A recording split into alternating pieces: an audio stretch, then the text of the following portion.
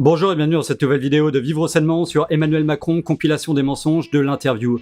Aujourd'hui, je vais très vite passer sur l'intro car la vidéo est beaucoup plus longue que prévu, mais ça va vraiment cartonner. Alors faites chauffer les popcorn. Je vous invite à partager cette vidéo un max sur tous les réseaux sociaux pour éviter la censure. D'ailleurs, à ce sujet, je vous invite tous sur Odyssée. Pour ceux qui ne connaissent pas encore Odyssée, c'est comme YouTube mais sans absolument aucune censure. Et avec des récompenses pour aider tous vos créateurs favoris. Regardez dans la description, je vous ai mis le lien ci-dessous pour pouvoir vous inscrire. Alors venez nous rejoindre, nous sommes déjà plus de 35 000 sur ma nouvelle chaîne Odyssée et de plus en plus de youtubeurs nous rejoignent tous les jours. Je vous remercie aussi de votre aide pour ma cagnotte Tipeee et ma cagnotte Paypal pour mes vidéos quand elles sont démonétisées. Alors Monsieur le Président, est-ce que l'on perd le contrôle? Nous n'avons pas perdu le contrôle, nous sommes dans une situation qui est préoccupante et qui justifie que nous ne soyons ni inactifs, ni dans la panique. Nous avons appris de la première vague. Notre pays a subi cette vague de plein fouet.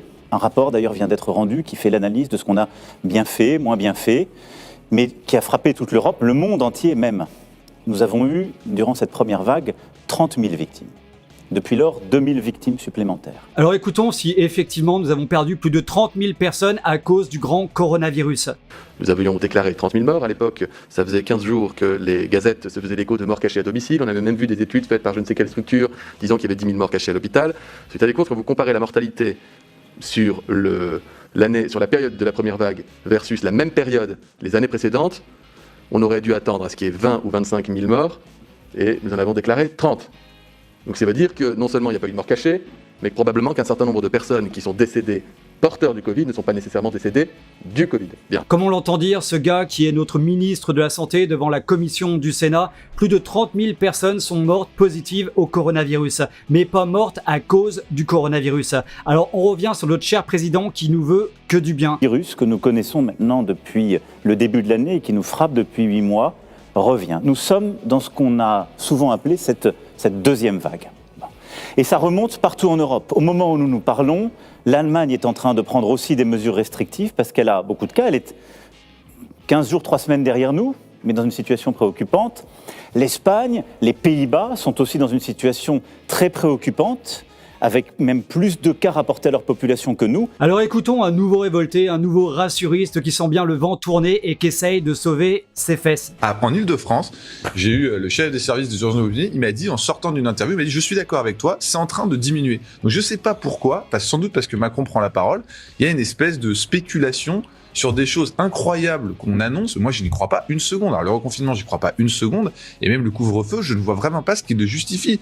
On est en train d'arriver au sommet de ce second pic. C'est déjà en train de redescendre tous les chiffres. Je rappelle que le pseudo-docteur Blachier, avec des liens d'intérêt énormes avec Gilead et plein d'autres laboratoires pharmaceutiques, nous prédisait l'apocalypse. 85 000 morts minimum, même avec tous les gestes barrières, le masque et la plume dans les fesses. Moi, je comprends pas ce qui se passe aujourd'hui. Je comprends pas pourquoi là on est si stressé maintenant, alors que quand je regarde les courbes d'entrée en réanimation, c'est déjà en train d'infléchir. Les courbes de passage aux urgences, les courbes de SOS médecins, ils ont déjà passé leur pic il y a 1 à 2 semaines. Nice et Bordeaux. Nice et Bordeaux, toutes les villes du Sud qui ont connu leur pic, c'est déjà terminé. Il y a un autre pool de villes qui sont au sommet du pic et il y en a d'autres qui arrivent, comme Toulouse et Montpellier. Hier, j'ai eu plusieurs urgentistes et réanimateurs qui m'ont appelé, ils m'ont dit « Je suis d'accord avec toi, on a atteint le pic ». Et oui, mais visiblement pas pour tous les banquiers d'investissement. Écoutons. Ce virus frappe toutes les catégories d'âge et il y a des formes très sévères à tous les âges. La moitié du nombre de Covid qui sont en réanimation ont moins de 65 ans. Au moment où je vous parle, nous avons des centaines de milliers de nos concitoyens qui ont eu ce virus, qui en sont sortis, qui sont en train de l'avoir, qui en sortiront, mais qui ont perdu l'odorat, le goût, qui auront des lésions, des poumons, parfois des conséquences cardiaques, gastriques, d'autres cérébrales. Alors écoutons le docteur Xavier Potet sur les manipulations de chiffres. Il suffit de regarder, parce qu'évidemment les chiffres on peut les manipuler un peu dans tous les sens. Parfois on regarde les entrées, parfois on regarde les taux d'occupation, parfois on regarde les décès, etc. C'est assez compliqué de s'y retrouver. On n'utilise pas toujours les mêmes critères, surtout pas ceux qu'on avait utilisés lors de la première vague, si tant est qu'on puisse dire aujourd'hui que celle-ci est une deuxième vague. On voit un taux d'occupation des lits de réanimation, je parle bien de taux d'occupation, qui n'évolue pas beaucoup, malgré qu'il y ait beaucoup d'entrées. On a effectivement des gens qui rentrent en réanimation, mais on a un taux d'occupation qui reste relativement faible. Allez, retour sur l'ex-employé des Rothschild qui doit bien stresser dans son caleçon avec ses potes américains qui se retrouvent dans des scandales énormes. Je parle d'Hillary Clinton, de Barack Obama ou de Joe Biden. Là, ça va faire très mal. Et en ce moment, nous avons 20 000 cas en moyenne par jour de plus. 20 000. Au moment où je vous parle, et depuis plusieurs jours, nous avons donc, chaque jour 200 de nos concitoyens qui rentrent en réanimation. Aujourd'hui, 226. Et nous avons 32% de nos services de réanimation qui sont occupés par des concitoyens qui ont le Covid. Ce qui veut dire que nos services de réanimation sont aujourd'hui dans une situation de pression qui n'est pas soutenable. Alors écoutons le professeur Megarban justement sur la pression dans les lits de réa chaque hiver. Moi je connais tous les hivers à Paris, les lits de réanimation sont totalement saturés. Nous transférons des patients à Orléans, à Chartres, tous les hivers. En temps normal déjà. En temps normal. Avant la période, on n'en parlait jamais. Comment Avant la période bien sûr, Covid. on n'en parle pas. Alors que nous, on en parle tous les jours. On demande des lits supplémentaires. Rien ne nous est accordé. Et oui, la pression est toujours énorme chaque hiver et Macron a fermé 4500 lits de réanimation entre 2017 et 2019. Et devinez quoi, après le printemps de cette année, donc après l'épidémie, depuis mai, ils ont fermé 2000 lits supplémentaires. Et ils ont coupé le budget des hôpitaux de 900 millions d'euros. Vous inquiétez pas, tout va bien. Aujourd'hui, nos soignants sont très fatigués, à juste titre parce qu'ils ont été au front pour la première vague, ils ont ensuite dû reprogrammer tous les autres soins durant tout l'été et il y a cette deuxième vague. Et donc nous n'avons pas de lits en réserve, de lits cachés. Et donc c'est pour ça que nous devons prendre des mesures plus strictes pour justement reprendre pleinement le contrôle, pour reprendre votre formule. Bref, on comprend bien qu'ils ont organisé la destruction de l'hôpital public. Écoutons le docteur Nicole Delépine qui se bat avec son mari, le docteur Gérard Delépine, depuis très longtemps contre les mensonges d'État et pour relancer l'hôpital public. Ces deux docteurs sont des experts reconnus mondialement en oncologie. On nous dit d'un côté la vague augmente, et d'un autre côté, certains nous disent absolument le contraire.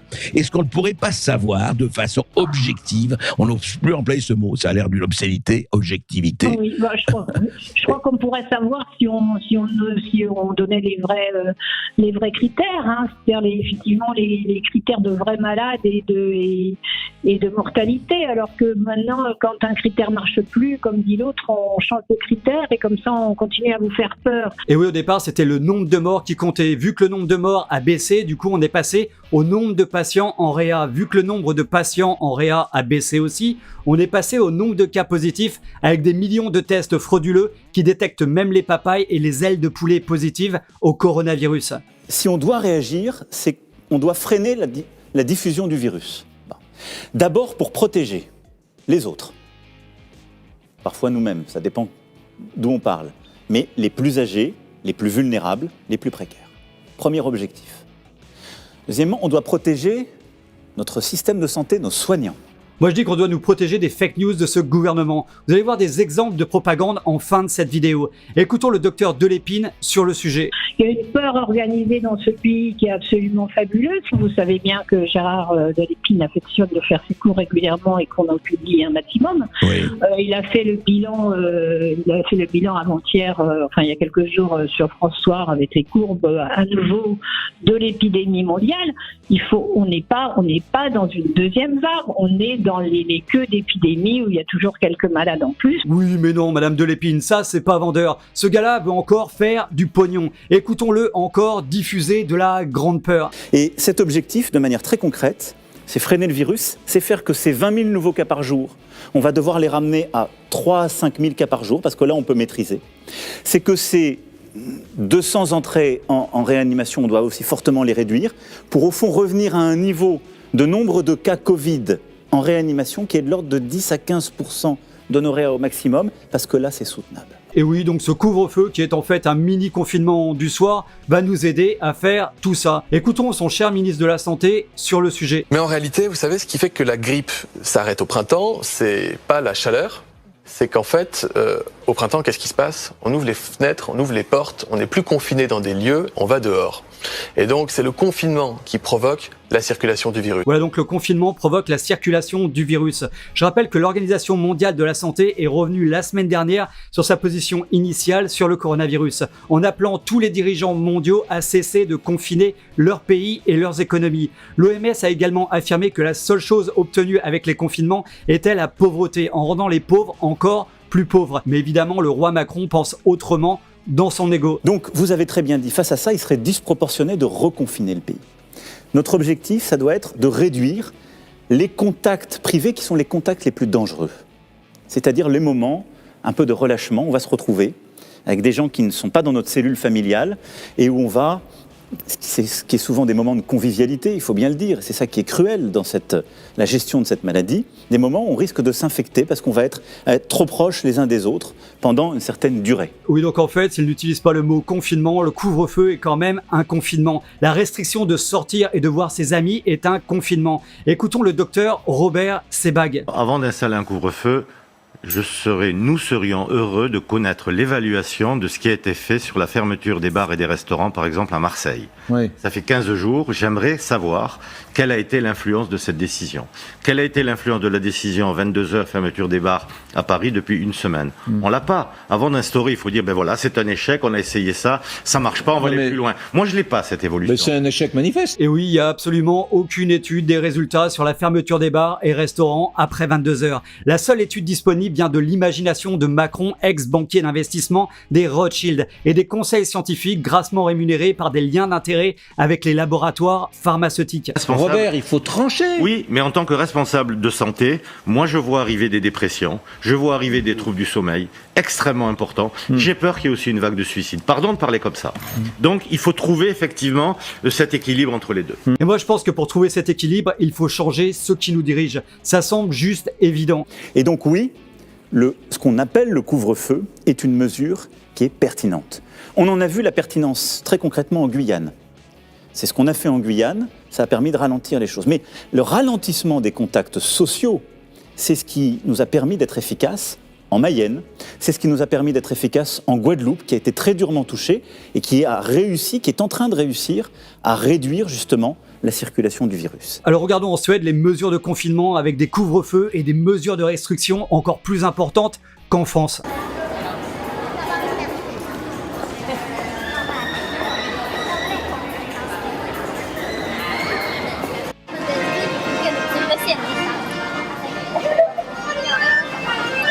Bah non, en fait, en Suède, il n'y a rien du tout, pas de masque, pas de confinement, sauf pour les personnes à risque, pas de couvre-feu, et tout va bien. C'est la fin de l'épidémie chez eux, mais chez nous, c'est la guerre. Et donc la décision que nous avons prise, c'est en effet un couvre-feu. Un couvre-feu qui va s'appliquer à la région Île-de-France, où le virus circule très activement, et à plusieurs métropoles, à 8 métropoles en plus de la région Île-de-France. Je les cite pour que ce soit clair pour tout le monde. Les métropoles, je dis bien, de Grenoble, Lille, Lyon, Aix-Marseille, Montpellier, Rouen, Saint-Étienne et Toulouse. Alors écoutons tout de suite Pascal Praud. Il y a 1500 personnes en réa. Vous vous rendez compte de l'incurie, d'une certaine manière, de ceux qui nous gouvernent. Il y a 1500 personnes en réa et on boucle la France pour 1500 personnes en réa. C'est ça la réalité de ce pays. Moi, je trouve ça effrayant depuis le départ. Je passe mon temps à le dire. Je trouve ça effrayant depuis le départ. Non, mais on parle de... Donc c'est 1500 personnes. Alors, ce sera peut-être 2000 personnes en réa, 2500 personnes. Mais on est 70 millions de Français. Il y a 1500 personnes en réanimation. Et oui, ça semble juste logique. 1500 personnes en réanimation à cause du Covid, dont certains y sont pour 2 ou 3 litres d'oxygène. Ce qui est du jamais vu en France. Ces personnes ne devraient pas être en réanimation, mais vu que l'État donne 4500 € pour les personnes positives au coronavirus en réanimation, certains hôpitaux en profitent et font gonfler tous les chiffres. Si pendant 6 semaines, nous tenons ce couvre-feu, on est collectivement responsable justement d'un engagement collectif de réduction de ces contacts, à ce moment-là, nous pensons que nous pourrons progressivement réouvrir. Je suis très prudent parce que l'expérience nous enseigne qu'on ne maîtrise pas tout, qu'on ne sait pas tout dire. Allez, petit retour en Suède.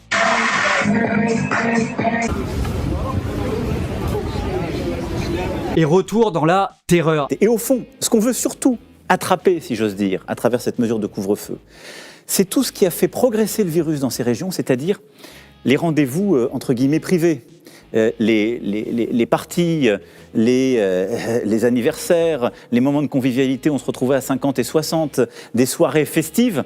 Malheureusement, parce que ce sont des vecteurs d'accélération de ce virus. Alors regardons ce qu'en dit Monique, le logiciel des autorités sanitaires pour traquer les clusters. On voit très bien que les clusters sont principalement créés très largement dans les entreprises, les milieux scolaires et universitaires et les établissements de santé. Les événements publics ou privés arrivent seulement en 4e position. Donc ce que nous dit encore Macron est un pur mensonge. Regardons ce qui se passe dans une fac où le danger est 2 fois plus important que dans tous les événements publics et privés, pourtant beaucoup plus nombreux. C'est incroyable. Voilà, mais pour notre dictateur, en mode de pensée unique, la réalité est tout autre. Il est sûr qu'il y aura des conséquences économiques pour ces secteurs. Il y a des restaurants qui vont fermer. Et donc, de manière très claire, par exemple à Paris, on sait très bien que si on demande ce couvre-feu à 21h, on a même des restaurants qui décideront de fermer. Donc je vais être très clair pendant ces 6 semaines. D'abord, on y reviendra sans doute quand on parlera d'économie, mais le chômage partiel à plein, c'est-à-dire 100% pour l'employeur, va être réactivé pour tous ces secteurs. Écoutons le bon sens d'Alexis Poulain. Et là, nous avons des dirigeants qui décident de manière totalement, mais sans vote, sans rien. C'est-à-dire qu'on est hors cadre de la démocratie. On est dans les lois d'exception. On est dans cette guerre sanitaire qui leur permet de pousser les lois d'exception et qui nous interdisent de nous déplacer librement. Mais pourquoi nous devrions accepter ça? Je suis citoyen français, j'ai été outré par ce que j'ai entendu ce soir, par le petit sourire narquois de M. Macron qui disait c'est difficile d'avoir 20 ans en 2020, mais je crois que c'est difficile d'être citoyen français sous cette présidence. Rien à ajouter, retour sur le plateau du roi et de ses 2 serviteurs. Nous allons continuer à travailler. Notre économie en a besoin, notre société en a besoin, on en a besoin. Nos enfants ont besoin de continuer d'être à l'école. Je me félicite que nous ayons été parmi les premiers pays à rouvrir nos classes, qu'on ait réussi la rentrée scolaire, et je remercie nos enseignants qui ont fait un travail formidable. On doit continuer ça. On doit continuer de pouvoir aller au travail dans tous les secteurs, pour soigner, pour faire tourner notre industrie, nos services, et notre pays a besoin de ça. Son moral, et puis pour financer le reste du modèle. Bref, encore juste du blabla, réécoutons du bon sens dans cette période délirante. Depuis 2018, pas 2017, je pense qu'il y a eu un an où tout allait à peu près, mais depuis la crise des Gilets jaunes, on a vu des débordements d'autoritarisme à un point tel qu'on n'avait jamais connu en France. Et là, ce soir, on a un roi qui décide unilatéralement de nous empêcher d'aller et venir parce que, soi-disant, un virus serait dangereux seulement à partir de 21h. Mais rendez-vous compte de la folie qui est en train de s'imposer sur nous. Et oui, ça c'est du bon sens. Et d'ailleurs, je vous invite à rejoindre l'association Bon Sens pour s'organiser et lutter ensemble. Je vous invite également à rejoindre Odyssée pour la liberté d'expression qui est si importante dans cette période de censure massive. Pour celles et ceux qui ont des urgences, par exemple sanitaires, il y aura des autorisations. Donc on va définir les cas, là aussi, je dirais, de bon sens, qui permettront de circuler. Il n'y aura pas une interdiction de circuler entre 21h et 6h du matin. Il y aura une stricte limitation aux bonnes raisons. Mais ça veut dire, par contre, qu'on n'ira plus au restaurant, on ne sortira plus du restaurant après 21h, qu'on n'ira plus chez des amis, qu'on n'ira plus faire la fête, parce qu'on sait que c'est là qu'on se contamine plus facilement et qu'il faut réduire.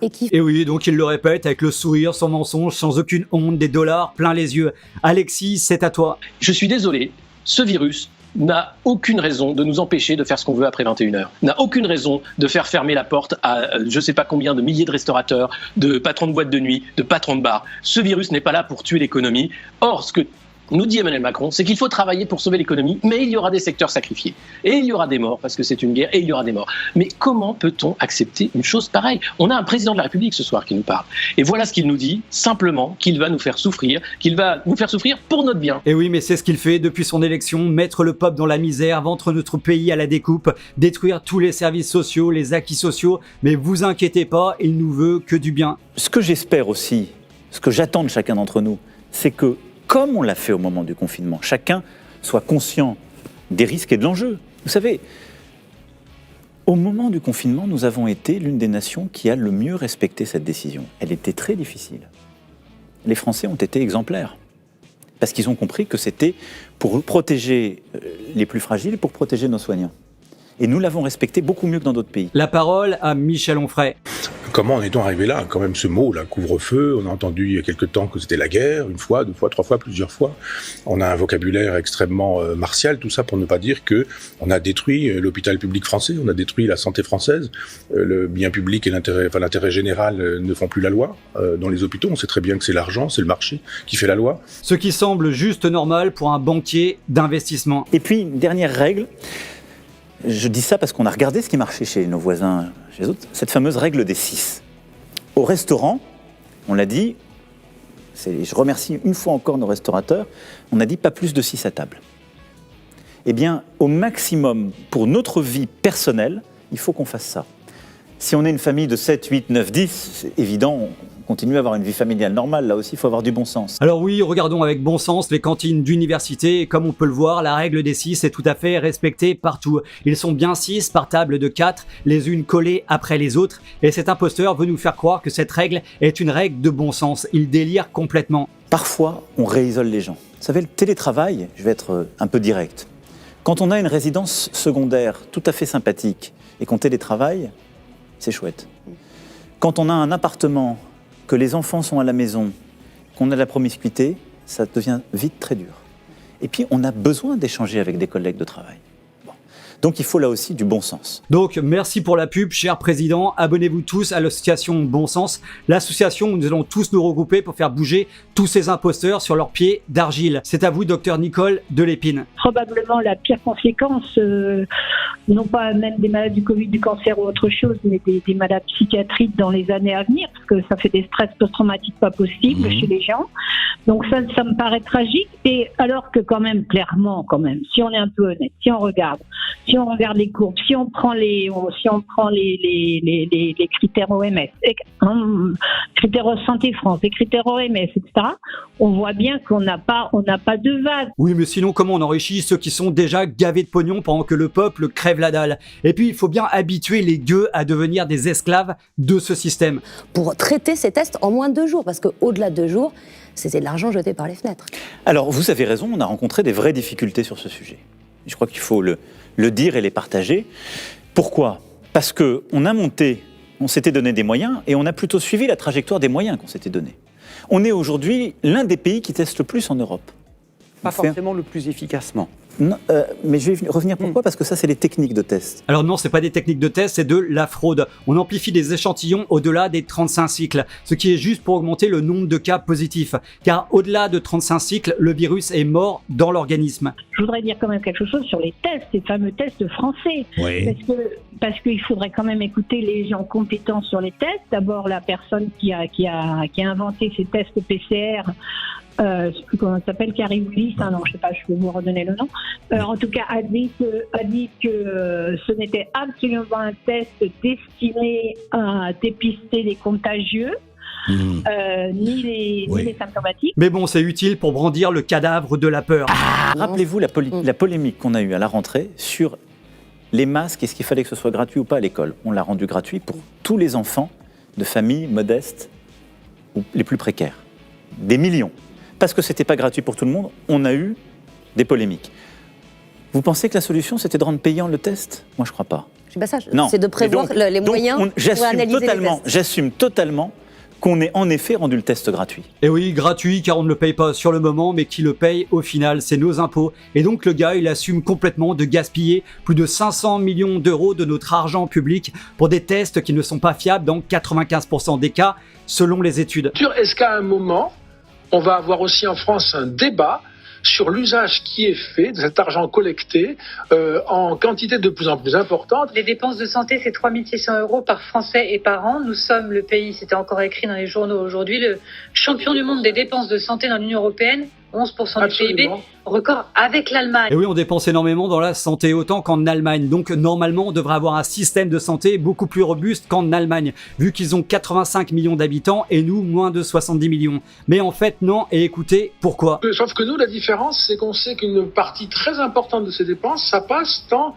de l'administration, ça passe dans en fait, c'est des tuyaux qui servent à rien. Je suis désolé. L'Allemagne a un système privé énorme. C'est pas des soins, c'est pas de l'usage thérapeutique efficace.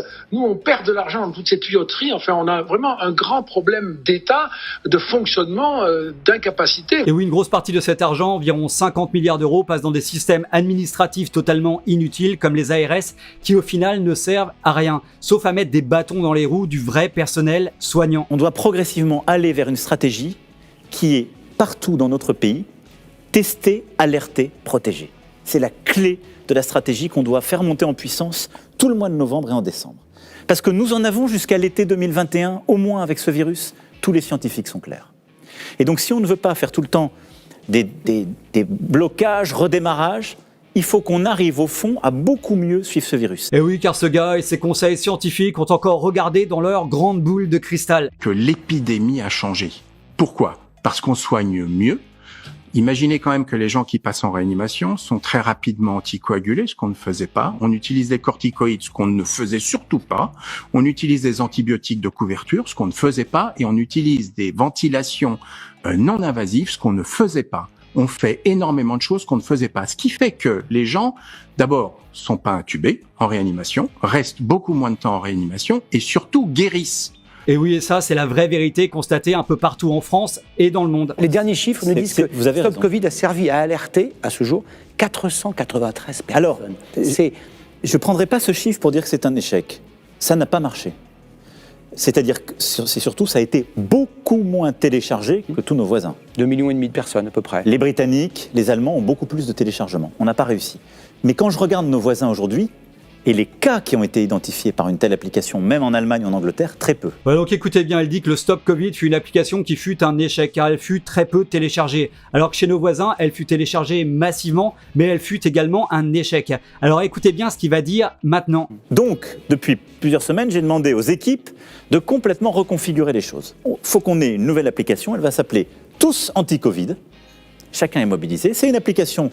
Et on a regardé ce qui marchait chez les autres, il faut apprendre de nos erreurs. Voilà, donc il dit qu'il va ressortir une nouvelle application qui va encore nous coûter un pognon dingue en suivant ce qui marche chez les autres. Alors que juste avant, il disait que même dans les autres pays, l'application téléchargée massivement avait été un fiasco. Mais alors pourquoi font-ils toute cette mascarade ? Écoutons de la propagande. Et quand est-ce qu'on va sortir de cet engrenage ? Quand est-ce qu'il va y avoir une sortie de crise possible ? Et moi, j'ai qu'une réponse, c'est vaccin. Non, mais C'est vaccin. Mais je suis pas certain. D'abord, vous dire que le principe de vaccin, comme pour tous les vaccins, c'est qu'il doit être à la fois efficace et sûr. Nous proposerons un vaccin aux Français lorsqu'un vaccin aura démontré qu'il est efficace et sûr. Nous avons commencé avec 4 pays, à l'initiative de la France, de l'Italie, de l'Allemagne et des Pays-Bas, à contractualiser un pré-contrat avec un laboratoire anglais pour une première commande de vaccins qui pourrait être disponible dans les prochains mois. Voilà, donc tout le monde a bien compris qu'ils veulent vraiment nous vendre ce foutu vaccin. C'est clairement leur objectif, malgré un nombre de morts qui est très bas. Même au niveau mondial, on a 9 fois plus de morts de faim dans le monde chaque année que du coronavirus. Alors que pour les morts de faim, on a un vrai traitement. Je pense qu'il faut, dans le pays des Lumières et de Pasteur, qu'on arrête d'avoir des espèces de débats permanents sur les faits ou la vérité scientifique. Il y a un conseil scientifique qui joue un rôle essentiel. Il va d'ailleurs être pérennisé. Je remercie ses membres. Mais voilà, on a quelques certitudes. Il faut s'en donner aux faits et pas dire chaque jour « ceci n'est rien, on peut faire comme ça ». Donc, si on se base sur les faits, on peut dire « c'est grave, c'est sérieux », mais se mobiliser. Bref, ce qu'il dit n'a plus d'importance, il va pérenniser ses conseils scientifiques qui depuis le départ nous disent que des conneries et pourtant il leur renouvelle sa confiance. Allez, un autre exemple de propagande. C'est Google, chacun peut le vérifier, vous tapez Qu'est-ce que Covid c'est et France. Ça c'était au mois de mars-avril, c'est la mortalité en France. D'accord. Covid, hein. Covid. Donc ça c'était mars-avril, ça c'est maintenant, c'est actualisé jusqu'au dernier chiffre qu'on a. Qu'est-ce que c'est votre source là ? C'est Google, c'est les chiffres officiels de la France. Vous tapez n'importe quel pays plus Covid sur Google, vous avez ce tableau qui sort dans tous les pays du monde. Donc ça c'est pas des données Florian Philippot. Voilà, ça c'est ce qu'on appelle la seconde vague. Hein, donc je dis pas qu'il y a rien, Et peut-être que derrière il y aura bien pire parce que moi je ne sais pas si la maladie est saisonnière. Voilà, donc je confirme que cette courbe est la courbe officielle du nombre de morts positifs au coronavirus en France. C'est une courbe officielle des données officielles du gouvernement. Alors écoutez bien comment vont réagir les pseudo-journalistes de plateau. Intervenir sur votre papier. Votre papier, une référence Google, ça ne veut rien dire, monsieur. Mais c'est pas Google. Alors dites-moi, quelle est la référence de votre courbe exactement? Quelle est la source? C'est les chiffres officiels de la France qui sont repris. Mais quels chiffres officiels de quel site et de quoi? Ah bon, vous en êtes sûr? Je ne crois pas, monsieur Philippot. Cette courbe, elle ne ressemble pas à ça. Donc il faut faire attention parce que là, vous faites les gens en direct peuvent taper sur leur ordinateur ou leur téléphone. Il faut être précis. Alors la Elvis Presley au féminin est une journaliste et elle ment clairement sur cette courbe qui est juste une évidence mais que l'on nous montre sur aucun plateau de propagande. Car c'est évident qu'en regardant cette courbe, il n'y a pas de seconde vague comme au printemps. La raison d'espérer, je vais vous dire, c'est que nous sommes en train de réapprendre à être pleinement une nation. C'est-à-dire qu'on s'était progressivement habitué à être une société d'individus libres. Nous sommes une nation de citoyens solidaires. Nous ne pouvons pas nous en sortir si chacun ne joue pas son rôle, ne met pas sa part. Voilà la clé. Et donc, je le dis très clairement, le message que je suis venu passer ce soir, c'est que j'ai besoin de chacun d'entre vous. Allez, un petit résumé de l'interview de l'imposteur. Le grand oublié de l'interview, c'était les chiffres. Combien de personnes ce soir en réanimation? Combien de personnes ce soir sont mortes? Quel était leur âge? Quelles étaient leurs conditions de comorbidité? Qui tue ce virus? Quel est le danger réel? Pourquoi nous en sommes là? Parce que derrière, nous avons des gens qui acceptent, qui vivent dans la peur, des médias qui ont joué avec la peur, ce n'est pas le cas de RT France, je vous remercie, et un système qui a permis à Emmanuel Macron d'étendre une toile d'autoritarisme sur un pays pourtant libre. Allez, on va terminer sur un dernier exemple de propagande. Écoutez bien. Parce que, vous savez, en 2017, la grippe a tué entre 20 et 30 000 personnes en France. C'est une forte grippe. 20 et 30 000 personnes. Bon, on n'est pas très loin des chiffres du Covid cette année. En quelle année? On est à 32 000, 2017. On est à 32 000 personnes mortes de la grippe en 2017. 20 à 30 000 personnes, c'était une forte grippe en 2017. Là, on est à 32 000 aujourd'hui. Donc, on n'est pas très loin. Or, un mort de la grippe vaut pas moins qu'un mort du Covid. Et oui, il a tout à fait raison sur les chiffres, mais évidemment, cette information détruit la frayeur que les médias collabos essayent de propager. Alors, écoutez attentivement leur réaction de manière collective, comme une meute de loups qui attaque une brebis. Docteur Hamon, il y a eu 20 à 30 000 morts de la grippe en 2017? Attendez, est-ce que je peux finir? Juste oui ou non? Juste oui ou non? Est-ce que je peux finir? Mais monsieur Philippot, on ne peut pas vous laisser dire n'importe quoi. Monsieur Hamon, il pense qu'il veut. C'est pas. Il y a eu combien de morts? De la grippe, mais qu'est-ce que vous racontez? Monsieur Hamon me contredira évidemment. C'est le même nombre que le Covid. 5 000 morts. 5 000, s'il vous plaît. 5 000. Mais vous dites 5 000 au hasard. Non, c'est monsieur Hamon qui le dit. Mais 30 000, 5 000, c'est une année normale de grippe. 5 000, c'est même pas une année normale de grippe. La moyenne de morts de grippe par hiver est d'environ 15 000. Sauf bien sûr pour l'hiver dernier où nous avons eu environ 72 morts de grippe. Mais chut, c'est parce que c'est nous les complotistes. Alors écoutons la vérité. S'il vous plaît, avancez. Épidémie de grippe, la surmortalité hivernale a atteint 21 000 décès, le point. Allez, merci beaucoup. Bon, stop. Ça c'est fait. Les polémiques pour les polémiques, ça ne sert à rien. C'est rapide. Non, mais enfin, écoutez. Ah non, c'est Benjamin Morel qui a... Moi, quand je donne un chiffre sourcé, écoutez. Et monsieur Hamon, il le sait pas non plus, il fait semblant de savoir, c'est pas bien. Voilà, et ça, c'est nos médias d'information. Débranchez vos télés, mes amis. Nous sommes en danger avec ces imposteurs. Rejoignez tous l'association Bon Sens pour tous nous défendre et la plateforme Odyssée pour préserver notre liberté d'expression. N'oubliez jamais, sans aucune liberté d'expression, nous serons pris définitivement au piège. Alors, rejoignez-nous pour reprendre notre futur en main. Et vous, qu'en pensez-vous? Voilà, cette vidéo est terminée pour aujourd'hui, j'espère qu'elle vous a plu. Si c'est le cas, cliquez sur j'aime et partagez massivement sur les réseaux sociaux. Abonnez-vous à la chaîne si ce n'est pas encore fait et à très bientôt pour une prochaine vidéo sur Vivre Sainement.